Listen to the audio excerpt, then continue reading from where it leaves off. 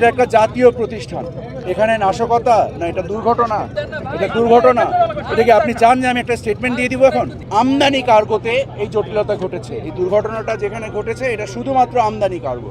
রপ্তানি কার্গো আমাদের পরিপূর্ণ আল্লাহর রহমতে নিরাপদ রয়েছে। আল্লাহর রহমতে আগুন আমাদের নিয়ন্ত্রণে, এখনো আগুন রয়েছে যথেষ্ট, বাট এই আগুনটা আমাদের নিয়ন্ত্রণের মধ্যে রয়েছে। প্রায় 40 মিনিট বা 1 ঘন্টা আগে আগুন আমাদের নিয়ন্ত্রণের মধ্যে আছে।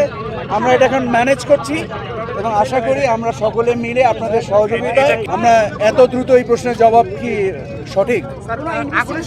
আপনার এই প্রশ্নটা কি এত দ্রুত সঠিক? এটা একটা জাতীয় প্রতিষ্ঠান। এখানে নাশকতা না, এটা দুর্ঘটনা, এটা দুর্ঘটনা। এটা কি আপনি চান যে আমি একটা স্টেটমেন্ট দিয়ে দিব? এখন ইজ ইট রাইট কোয়েশ্চেন?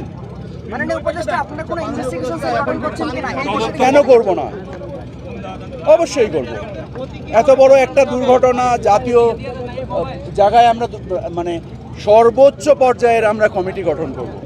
আমরা বিমানের যিনি কার্গো ডিরেক্টর ওনাকে আমরা ম্যানিফেস্টের রেফারেন্সে যে পরিমাণগত এবং মূল্যগত এবং 7-8টা মোটা দাগের ক্যাটাগরির একটা স্টেটমেন্ট আমি তৈরি করতে বলেছি, যেটা ঘণ্টাখানিক বাদে, যেহেতু আগুন এখন নিয়ন্ত্রণে আসছে, সো আমাদের ইমিডিয়েট লক্ষ্য হচ্ছে অপারেশনকে কত দ্রুত আমরা চালু করতে পারি।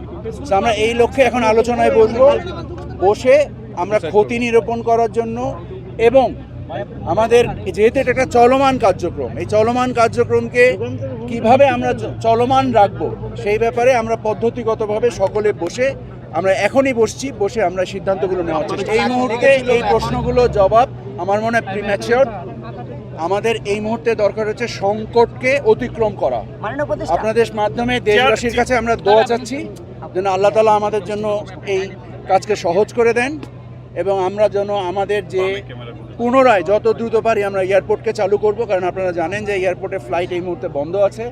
আমরা মানে চেষ্টা করছি যে যত দ্রুত পারি আজকে রাতের মধ্যে ফ্লাইট ওপেন করা এবং আমাদের ব্যবসায়িক কার্যক্রম যে এয়ার কার্গোর যে ঘটনাটা ঘটেছে এবং আমাদের এখানে শুধু আমদানি কার্গোতে এই জটিলতা ঘটেছে, এই দুর্ঘটনাটা যেখানে ঘটেছে এটা শুধুমাত্র আমদানি কার্গো।